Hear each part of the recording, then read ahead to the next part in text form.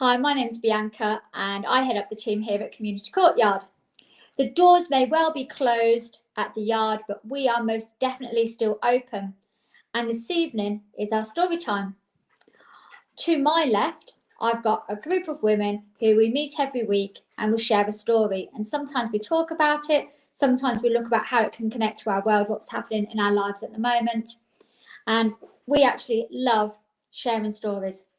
Today we start a new book and we've just had a debate and we're going to be reading a bit of a stretch, The Diaries of a Prisoner by Chris Atkins. So please join me, put your feet up, grab your cup of tea, glass of wine, bottle of pop, whatever it is, and let's begin the story together.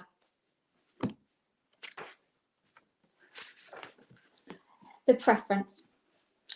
It's about 10 p.m. I'm locked in my cell, H209, with my padmate Gary. He's a likeable young scouser who's nearing the end of his sentence for smuggling cannabis. We're watching a film set in an American prison. Not for the first time, I reflect on how popular culture gives an oddly false impression of life inside. The on-screen criminals are ripped, they're tanned, and seemingly possess all of their faculties. It's a far cry from the emancipated, spice-addicted souls who surround me in Wandsworth, many of whom are mentally ill. There's a jangling of the keys outside, and our cell door is unlocked. Standing in the doorway is a Mr. Hussein, a young screw I get on with reasonably well. "Evening, Chris," he calls to me. "I've just dropped Rob off next door. He's having a right mental." "It's not my shift." The officer shrugs. "None of the other listeners will talk to him." Well, my curiosity is pipped. "Oh, go on then, give me a minute." I put on some flip-flops and I head out the door. I currently live at the more suburbious end of H-Wing, which is an enormous Victorian prison block. The ground floor is dark and deserted, except for a couple of rats sniffing around the bins. We walk down the landing and Hussein opens the door to the listener suite. This name is quite misleading, as it's basically two devil-X cells knocked together. The windows are broken, the temperature is barely above freezing, it's harshly lit by a couple of strip lights and it stinks of cigarette smoke. There's no furniture except for 3 plastic chairs and a revolting toilet in the corner. It resembles a 1970s police interview room. It's hardly an ideal space for giving emotional support to vulnerable inmates. Nonetheless, this is where I do most of my work as a listener. I've recently been trained by the Samaritans to help prisoners who are suicidal, self-harming, or just losing their minds. I've now been listening for several months and witnessed more suffering in a single day than I would have previously seen in a whole year. Sitting waiting for me is Rob, a rather large prisoner in his late 20s. "I'll leave it to you," says Officer Hussein as he locks us in. Rob is sweating profusely and he glares at me through enormous bloodshot eyes. He's wearing his prison clothes inside out with crazy gibberish scrawled over the fabric, and he's obviously having some form of psychotic episode. Over the last couple of months, I've become quite accustomed to meeting people suffering severe mental illness in the prison. Most of the time, they are far more likely to be the victim of violence from other people rather than the perpetrator. That said, Rob looks really scary. I cautiously sit down on the seat furthest away from him. "Hi, I'm Chris. How are you feeling today?" "What the fuck are you asking me that for?" he hisses. It's around this point, but I regret coming in here alone. Listeners are technically supposed to work in pairs at night, just in case we get stuck with a dangerous inmate. But over Christmas, our numbers have plummeted, while call-outs have soared, so the rules have fallen by the wayside. Yeah, right, okay, sorry, stupid question, sorry. I notice that Rob has half a comb sticking out of his hair, and I'm unsure if this is a fashion statement or a potential weapon. "What do you know about quantum mechanics?" he demands. "Well, quite a bit, as it happens," I say. "I actually studied physics at Oxford, and that was the only part I found interesting." We spend the next 10 minutes discussing wave particle duality. "I'm seriously impressed with your knowledge," I say, congratulating myself on building up such a strong rapport. He nods, and leans in, assuming that he's finally going to open up about his inner turmoil. I lean in too. Instead, he grins like the Grim Reaper and says, "Sing me a song, or I'll slit your fucking throat." You know it's going to be a good story when that's how it starts. The introduction. My spell behind bars coincided with the worst prison crisis in history. In 2016, there was a 27% increase in prisoner assaults nationally, with assaults on staff up by 38%. The number of self-inflicted deaths have more than doubled since 2013, with 113 prisoners taking their own lives. The president of the Prison Association said conditions were the worst we've ever seen. I spent 9 months in Wandsworth before being shipped out to an open prison, which was like the Ritz in comparison. This book charts my unlikely and often surreal experiences through those crazy months, and it tries to explain why our jails are in so much dire straits. Prisons are frequently in the news, and the crisis is usually blamed on drugs and plummeting officer numbers. And these are definitely real issues, but for me, the main problem, which hardly gets any airtime, is that prisons are extraordinarily badly run. If Wandsworth was a hospital, patients would be discharged with far more diseases than when they arrived.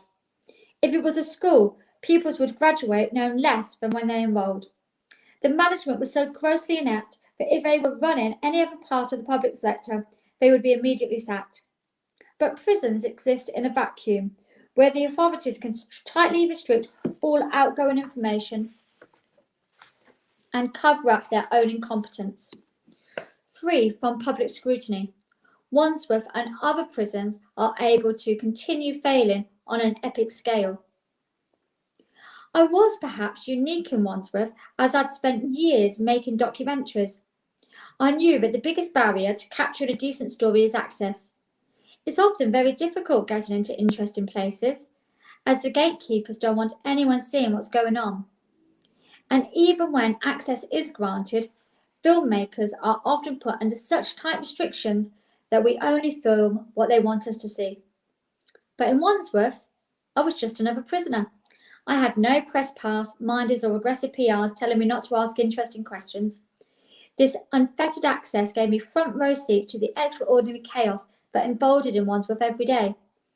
I kept detailed notes of everything I witnessed, which forms the basis of this book. I hope that my unvarnished account will provide a strong argument for urgent prison reform. I have to admit that before my incarceration, prison reform wasn't something I spent much time thinking about. Why on earth should law-abiding citizens concern themselves with what happens to a bunch of criminals? Well, having spent a considerable amount of time in the system, I can now think of 2 key reasons. Firstly, most reasonable people would agree that everyone should be treated with minimum standards of decency and care, even if they've done something wrong. Whatever your baseline for humane treatment, I can guarantee British prisons are falling way below that treatment. A recent HM Inspector of Prisons report details some of the most disturbing prison conditions we have ever seen. Conditions which have no place in an advanced nation in the 21st century. Far from being holiday camps, which is what they're described as in the tabloids, I saw how British prisons are brutalising teenagers to a lethal degree. Oslo was just 18 when he was arrested for stealing sweets. He was held in Wandsworth during my time there, and he was found with a noose around his neck on 5 separate occasions. The authorities treated his mental illness as bad behaviour, and he was sent to the punishment block. One evening, he pressed the emergency button, but it took officers 37 minutes to arrive. The teenager was found hanging unconscious and died shortly afterwards. At the inquest, the jury found that the delay, along with general poor treatment, had contributed to his death. I didn't meet him, but while working as a listener, I sat with lots of other disturbed teenagers. Anywhere else, they would have been treated as human beings who urgently needed help. But here, because they were in prison, often on pathetically trivial offences, they were shouted at like animals and locked up permanently in a concrete box. The spiral in suicide rates means that many of them will not survive. If this doesn't swing it for you, then you might want to think about the cost. Prisons are supposed to rehabilitate inmates so they don't inflict further harm on society. On that basis, your hard-earned taxes are being flushed down the drain. As Britain has the worst reoffending rate in Europe, with 48% of ex-offenders being reconvicted within 1 year of release. The cost of reoffending alone is estimated at $15 billion. That's 3 times more than the entire prison budget.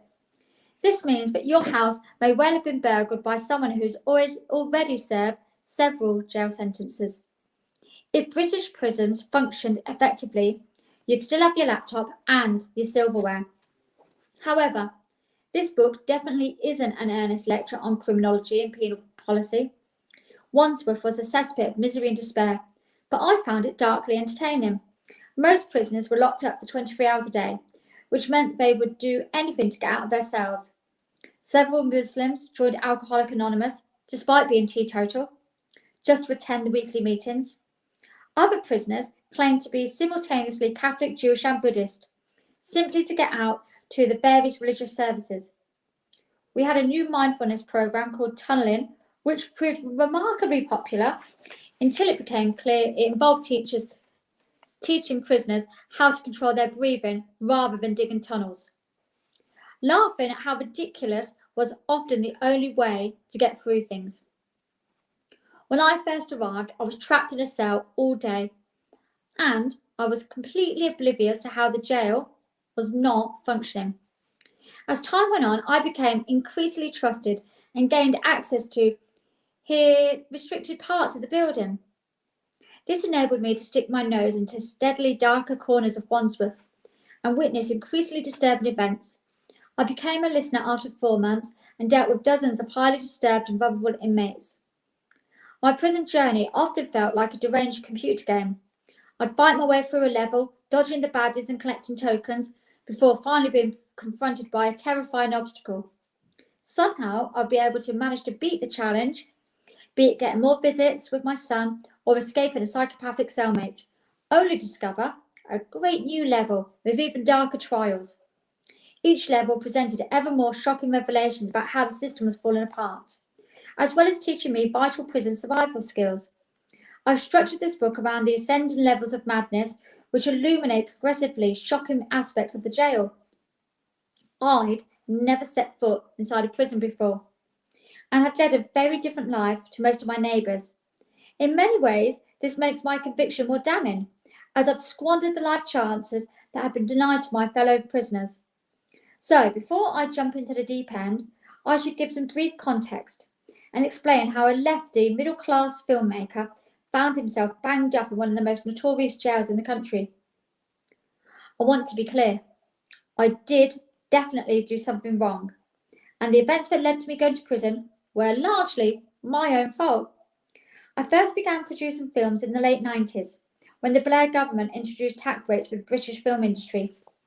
Some enterprising accountants created investment schemes to enable bankers and footballers to avoid paying tax. These investors would notoriously back a film, and a small amount of the cash would trickle down to the producers to be spent on the production. Tax financing was subsequently used to make hundreds of British films, some of which we know and love. In the early 2000s, I was making pretty low-budget fiction feature films, all of which were part financed by these tax schemes.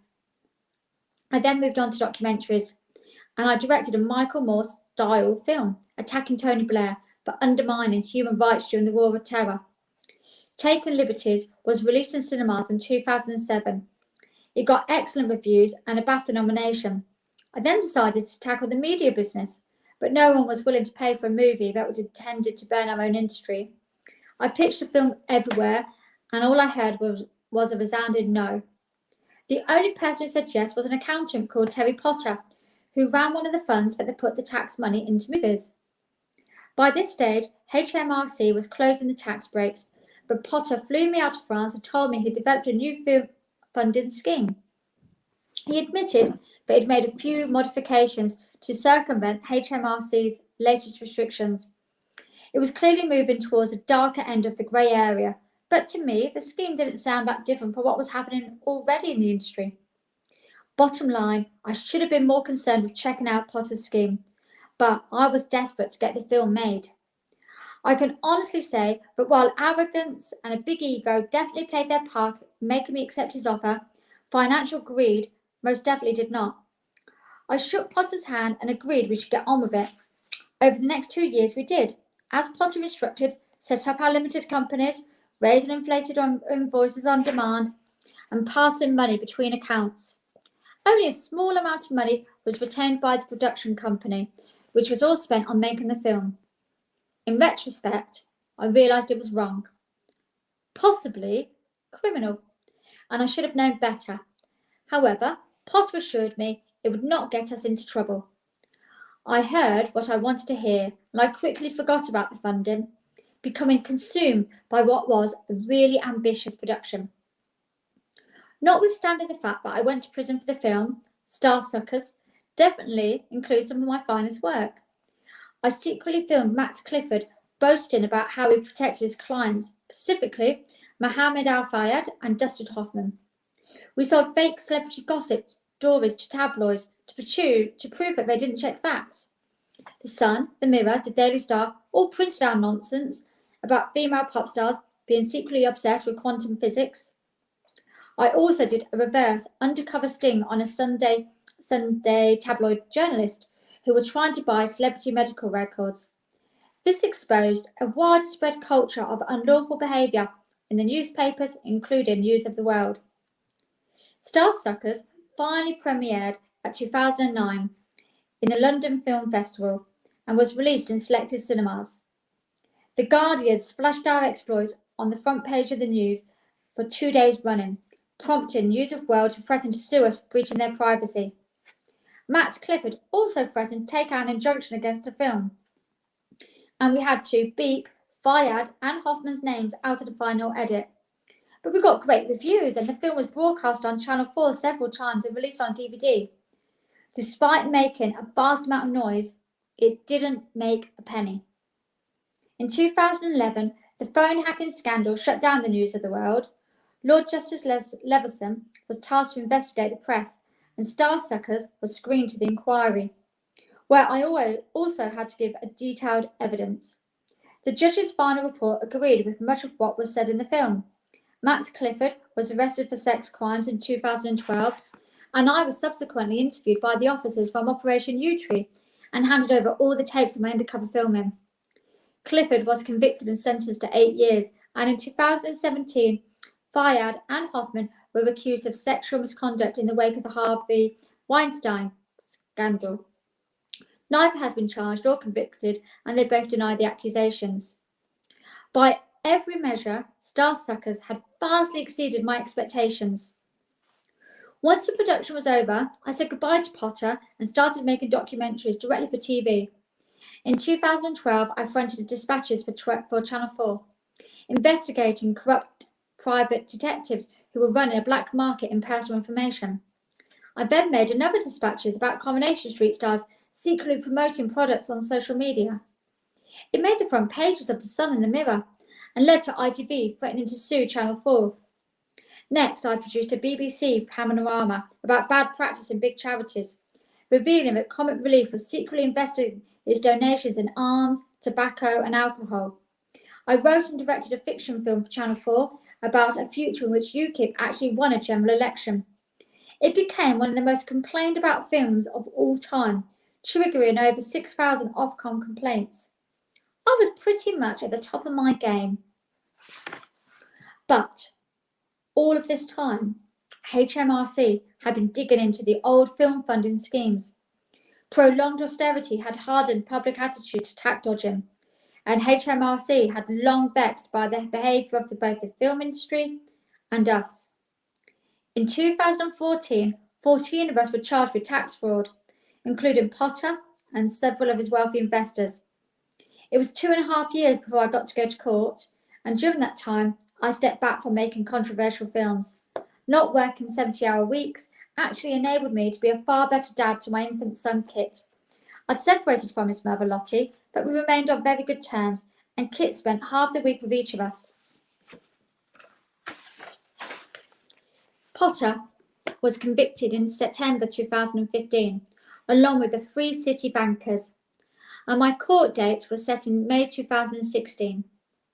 The evidence against me seemed mostly circumstantial, and the prosecution didn't deny that I hadn't been personally paid out of the scheme. However, I was party to some fairly damning emails, including one where I suggested that we delete the entire conversation. I made films accusing others of wrongdoing, and I had to be judged by the same standard. The trial was a horrendous ordeal, and it felt as if I was being slowly squeezed by an enormous vice. It didn't help that I had been addicted to sleeping pills and was knocking back a bottle of wine and a packet of fags every night. I was convicted on June the 24th, hours after the EU referendum result. If I'd been on the jury, I would probably have come to the correct decision, like they did. I was told to return to court a week later for sentencing. My barrister told me to expect at least 6 years. This terrifying figure was a consequence of me being convicted of conspiring to help Potter and bankers and attempt to defraud about £1 million. Only £85,000 actually trickled down to the production company, which had all been spent on making the film. But on a conspiracy case, everybody is responsible for the whole lot. Potter's films needed to evade tax, and my documentary was a crucial cog in the machine. During the week, I was overwhelmed by a lot of love. Friends, family, colleagues rushed forward with support and commiserations. And there was a feeling of, there but the grace of God, from several quarters. I went on to autopilot to deal with the admin of closing off my life. I cleared out my house.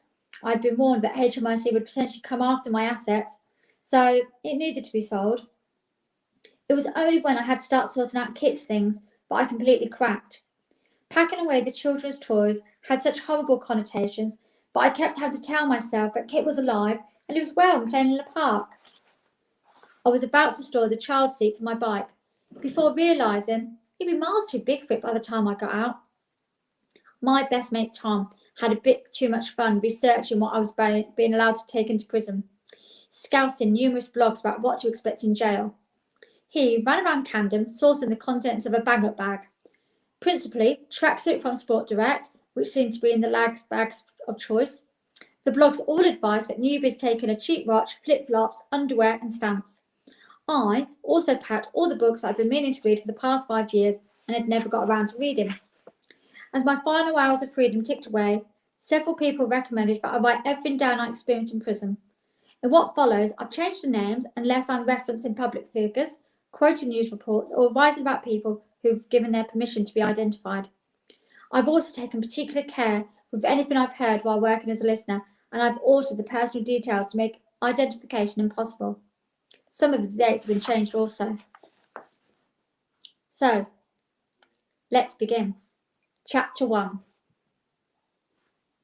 Trauma and toothpaste.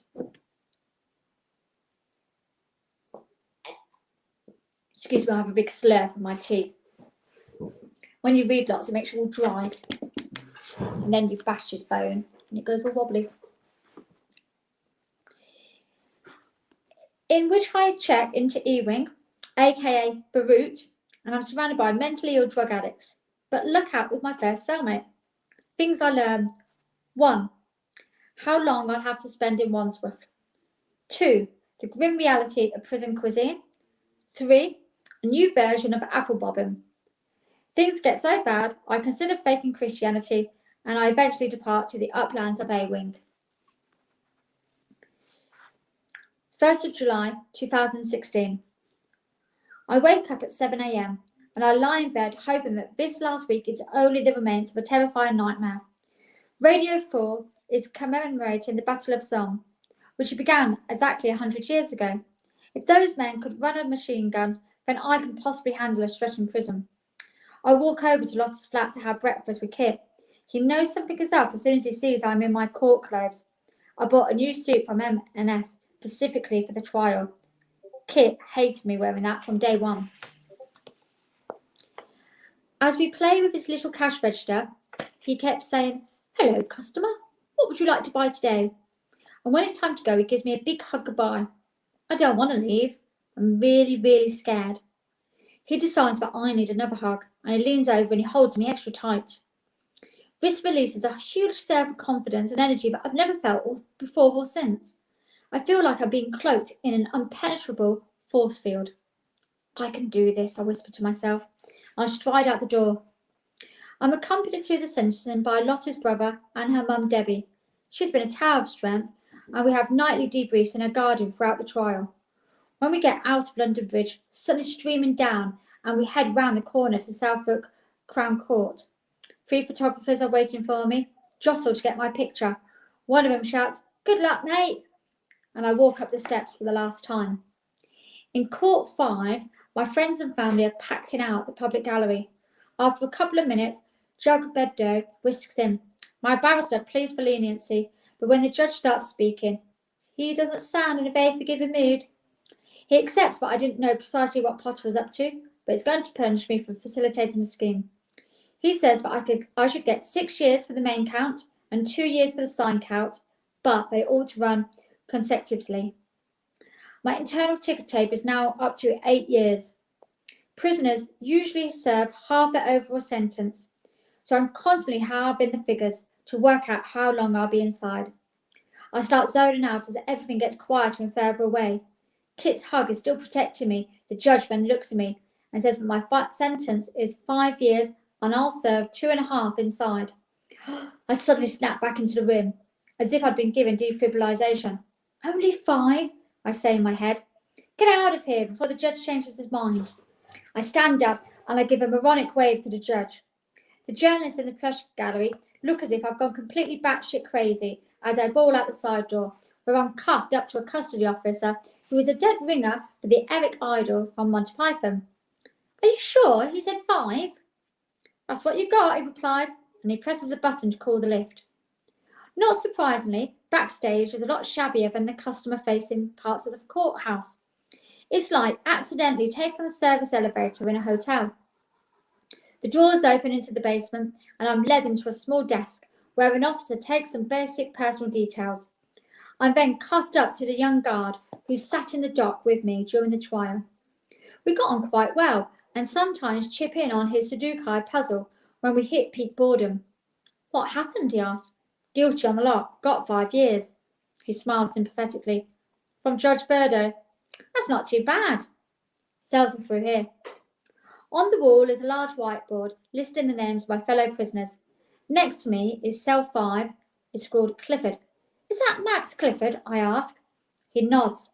Clifford is still serving his original prison sentence, but he's now been hauled back into court to stand trial for more historic sexual assaults.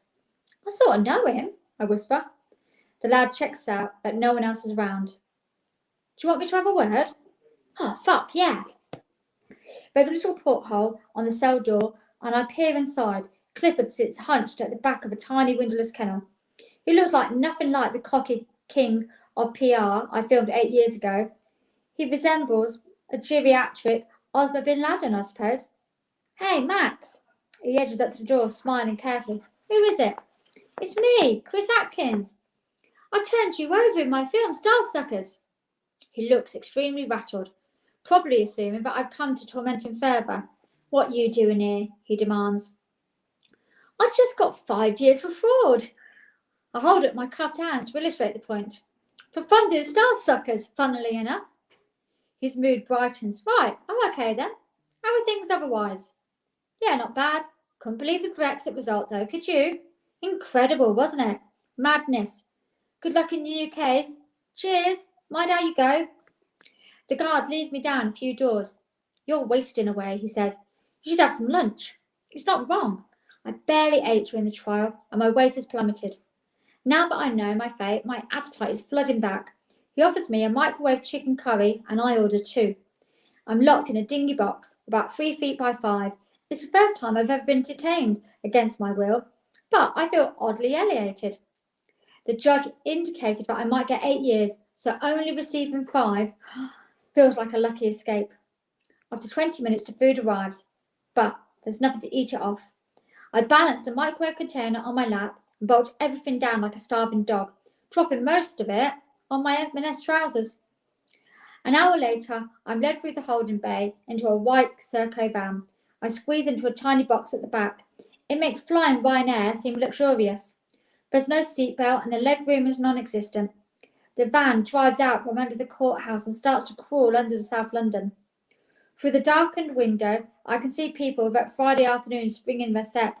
I try and fail to come to terms with that, but I won't be joining them for some considerable time. The van pulls to a halt. I squint up to the sinister Gothic architecture looming above us. It looks like a grey Castle Grayskull from He-Man, the cartoon. A gate opens, admitting us into a massive courtyard, and we reverse towards a vast Victorian prison wing. There are some porter cabins tacked onto the side, and a big sign says, HMP Wandsworth, reception. I'm let out of the van and join 6 other prisoners inside one of the porter cabins. The room is pretty bashed up. In the corner is a loo cubicle with no door. The other inmates are all black and much younger than me. One lad is shaking and twitching. I'm guessing through drug withdrawal. Everyone else is wearing tracksuits, while I, awkwardly, in my covered stained clothes. One by one, our names are called, and the others start heading towards the corridor to be processed. I am the last to be summoned, and I walk hesitantly through. Standing behind a desk is an officer who presumably got the job on his highly intimidating presence. He's bald and bearded, with various sinister tattoos, and he reminds me of the cave troll that skewers Frodo in Lord of the Rings. Right, Atkins. You just got 5 years to do. Do you understand that? Yes, I reply as confidently as I can manage. The troll looks me up and down. You're remarkably calm for someone who's just been given a long prison sentence. Are you a calm side person? I shrug. I guess it's just a shock. I expect I'll completely lose my shit in the next few days. He shrugs back. This is your first time inside, so let me warn you. This place is full of slime. Turtle vermin. Isn't that right, Dave? The equally huge screw to his left grunts in agreement. Of the 1,600 prisoners in this joint, the cave troll continues, there are about 50 I could have a reasonable conversation with. The rest are pond life. At the time, this seems like an unfair slight on the population of Wandsworth. Do you smoke? He asks. I just quit, I reply. And I mean it. He fills in some form. You stick out like a sore thumb, so the vultures will soon come knocking. Say no to everything, and you'll be fine. My photo is taken, I'm given a prison number, A8892DT, and then I'm locked in a holding cell on my own. The other arrivals were exiting Wandsworth residents, so I'm the only newly sentenced prisoner being processed. My system is flooded with adrenaline. I'm sharply focused on everything that's happening around me. Only nothing is. It reminds me of when I did undercover filming, minus the constant reassuring knowledge that I could walk away at any moment. There's a poster on the wall. Welcome to Wandsworth. The photos show a spotlessly clean cell, a privacy curtain shielding the toilet area, and a small desk. 2 jolly officers are smiling and waving at the cameras. That doesn't look too bad, I think to myself. I'm called out of the room and I'm told to follow a winding grey path that feeds through reception. It's like the yellow brick road, with a flatulent prisoner officers instead of munchkins. First stop, clothing. I'm led into a little booth and instructed to undress. I've been mentally preparing myself for the naked squat over a mirror, but the officer just gives me a cursory look. I brought in the recommended cheap tracksuit, but apparently I'm not able to wear my own clothes until I've been inside for a few months without causing trouble. So in the meantime, I'll have to make do with the prison kit.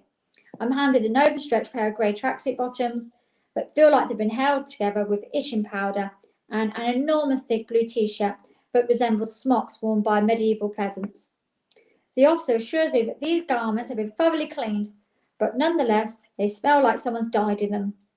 My court clothes are stuffed into my prop box, a flimsy black plastic crate that will store items I'm not allowed on the wing.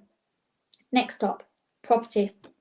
A barrel-shaped screw produces my bag-up bag and empties all of my possessions onto the conveyor belt. Another officer starts removing prohibited items and then he puts them into the prop box. I watch with eager anticipation to see what makes it through. It's like a really strange version of the Generation game. I lose the radio, the toiletries, the hardback notebook. The officer inspects my brand new Argos watch and he tosses that in the box too. What's wrong with that? I ask. It's got a stopwatch on it, he replies. To this day, I've got no idea why you can't have a stopwatch. Thankfully, there's no restriction on my books, which all get thrown into clear plastic bin liners with other permitted items. The prison blogs advised bringing in some cash, and I have £100 in an envelope. This is taken by an officer who assures me that it will be added to my account. Then it's the medical. A nurse asks if I had any health problems, and I tell her I'm physically fine. She says that I'll get a more thorough second-day screening over the weekend. All that remains is a series of interviews with various officers. Have you got anything sharp? Do you have a mental illness? Have you got any sharp? Do you have a mental illness? I'm asked the same questions again and again, and it reminds me of doing a press junket for a film. How did you come up for the idea for the movie? Has working on the film changed you? Have you got any drugs on you? As in press junkets, a lot of the officers' questioning turns towards drugs. I can truthfully say that I'm completely clean. Are you a racist? Are you a homophobe? When did you last commit arson? I wonder who would actually answer these questions in the affirmative. Apparently, this grilling is to ensure that it's safe for me to share a cell. I'm given a non-smoker's pack, a small plastic bag containing tea, coffee, biscuits and chocolate. I ask about visits and I'm told that I can have as many as I want in the first week. Another officer hands me a slip of paper with an 8-digit PIN number on. This is your £2 emergency phone credit. I'll let you call anyone in the next 24 hours, but you might want to use it now, as you'll probably be banged up all weekend. I scurry to a battered blue prison phone on the wall and I call Lottie. She answers. I've got 5 years, I gasp. Are you okay? I'm at Wandsworth. It's not too bad. I can have as many visits as I want this week. Everyone wants to come see you. I'll sort out a rota. How's Kit? Fine. He's eating his tea and watching Sarah and Duck. Tell him I love him. The credit is almost out, so I say goodbye and I'm ushered into another holding room. Hang on here and someone will take you to the wing. It feels like the calm before the storm. I fish out the constant gardener and I try and read the page, but not a single sentence goes in. The door opens and my name is called, slightly pointlessly since I am the only person in here. I pick up my bin liner of belongings and shuffle out. A female officer leads me into the corridor that connects the reception porter cabins to the prison wing. The induction wing is a bit crazy at the moment, she warns, and the corridor can't be more than 20 feet long, but it takes forever to get to the end. She opens the final door and she wishes me luck. The first thing that hits me is the noise. Yelling, banging, screaming, grunting, begging, barking, threatening, ranting, laughing, trading, scoring, whining, arguing, fighting, howling, crying. It's as if someone has downloaded every single prison sound effect from the internet and it's blaring them all out. Dialed up to level 11. I'm standing on the ground floor of an enormous Victorian jail block, and it's about as prisony as an environment as you could possibly imagine. The landing stretches out 100 yards left and right, with cell doors running down each wall. Looming above are 2 more levels with thin spurs along each side. They look like it last had a makeover when Oscar Wilde stayed here in 1895. It's basically porridge infrastructure meets One Flew Over the Cuckoo's Nest. It's awash with the most terrifying individuals I've ever seen. They appear to be either mentally ill, off their heads on drugs, or both. If I was directing this film, I would complain that the set had been prisoned up far too much and they needed to dial it down. Nothing in my life prepared me for this moment. I've overdosed on blue pills, we've smashed through the looking glass, and now we're light years away from Kansas. Are you Atkins? I turn around to see a completely normal-looking man in a tracksuit. He's about 50, wearing thick black plasters and a clipboard. Yes, I squeak. Didn't you just get sentenced by Judge Birdo? Yes, I got 5 years. He looks surprised. How did you manage that? That cunt gave me 14. I'm not sure what to say. I go for sorry, which doesn't really cut it. He calls to another prisoner. Steve! Steve! This is Atkins. He just came from Birdo. He's only got 5 years. Fucking what? That's just a parking ticket. Steve storms off. The bespectacled prisoner introduces himself. I'm Hitchens, the induction orderly. Have you been here long? I ask. 2 years, living the dream. Now let me find you a cell where you won't be sharing with a psychopath. That's not as easy as it sounds. He vanishes into the throng while I stay where I am, refusing to believe that any of this is really happening. The officer was right. I do stick out like a sore thumb. A drooling lad with a skin rash drags a trolley past me and hands me a soggy baguette. Is this lunch? I ask. It's dinner. Hitchkin soon reappears. I found you a good guy to move in with. Follow me. I grab my sack of possessions and totter off after him. He strides down the landing, completely impervious to the screeching prisoners milling around. This is the truffle shuffle, he explains. Junkies coming out for their methadone hits. At the end of the landing, there's some iron stairs, and I follow Hitchens to the top level. The whole wing stretches out in front of us. There is a 100-foot drop to the bottom, and heavy netting is stretched across the huge gap, designed to break the fall of prisoners hurling themselves into the abscess. We head down the right-hand spare, past a series of blue cell doors. Hitchens is firing information in front of me. Don't expect to get out much. Then again, who'd want to be out with this lot? Over the weekend, there'll be constant bang-up. I work out this prison jargon for being locked up for a long time. He seems like a useful person to have around. Do you live on this wing? I ask. Fuck no. This is the worst wing in the prison. We call it Beirut. Right, stop. This is you. We stop outside a cell marked E436. An officer appears, jangling his keys, and opens it up. I slip inside and the door changs shut behind me. It's the heaviest noise I've ever heard in my life. The cell is 6 foot by 12. My first instinct is to complain to the advertising standards. It promised to be spotlessly clean, but the walls are covered in graffiti. Half the paint is peeling off. The bunk beds look like they're going to collapse from sleeping on the bottom, let alone anyone who's got to venture on the top. The mattresses are made from heavy-duty blue plastic, like those used in hospices, designed easily for cleaning of bodily fluids. There's a wooden desk, that's about a foot deep, a couple of battered shelving units.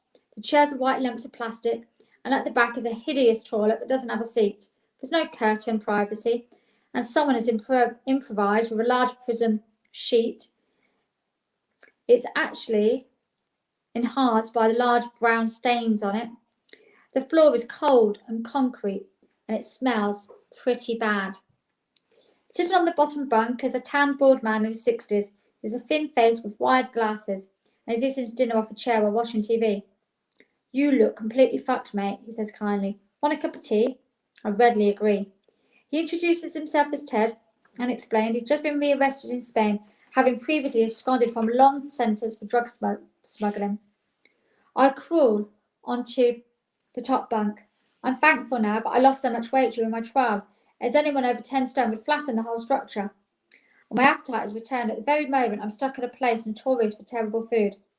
I wolf down the manky baguette in seconds. I'm starving, so I eat the entire pack of biscuits from my non-smoker pack. We watch the evening news. The government is in meltdown following the EU referendum. My life and the country has simultaneously pulled a handbrake turn at the exact same moment. I can't help feeling that my incarceration and Brexit are somehow mysteriously linked. Ted's political views become apparent as he shouts, "Go on, Nige!" every time Nigel Farage appears on screen. Ted turns off the telly and I lie sweltering in the dark. This is what real trauma feels like. My left leg is twitching involuntarily, like a smashed cymbal that is reverberating. I can taste the shock in my mouth. 1 minute I'm crushed by the realisation that I can't look after Kit for the foreseeable future. The next I'm fretting about cancelling my direct debits. Forget feeling the full legal force of the British government. I'm now fearful that I'll leave prison to the mother of all Netflix bills. The noise from the wing is intense. Someone is repeatedly kicking their door. Someone else is screaming at him to shut the fuck up. Someone else is crying out for an officer. And someone else wants to score drugs. Someone wants to borrow tobacco. Or someone else is going to cripple their neighbour for non-payment of an earlier tobacco debt. Someone else has somehow got hold of a thumpingly loud stereo and is playing drill rap at such a volume that the walls throb. I'm a bit irked by this, remembering how my analogue radio was confiscated in reception. The protective bubble from Kit's hug is fading, and the dots jumping in front of my eyes. I drift off and I dream about the trial. And that, ladies and gentlemen, boys and girls, is where we're going to stop. We're going to we will continue reading this book next Monday at 7 o'clock. And I hope you'll join us then. If you want to be part of the group who talk about it afterwards, please join us on the Zoom next week. And until then, stay safe, keep a far distance away from each other, and keep washing your hands and wearing your mask. Bye-bye.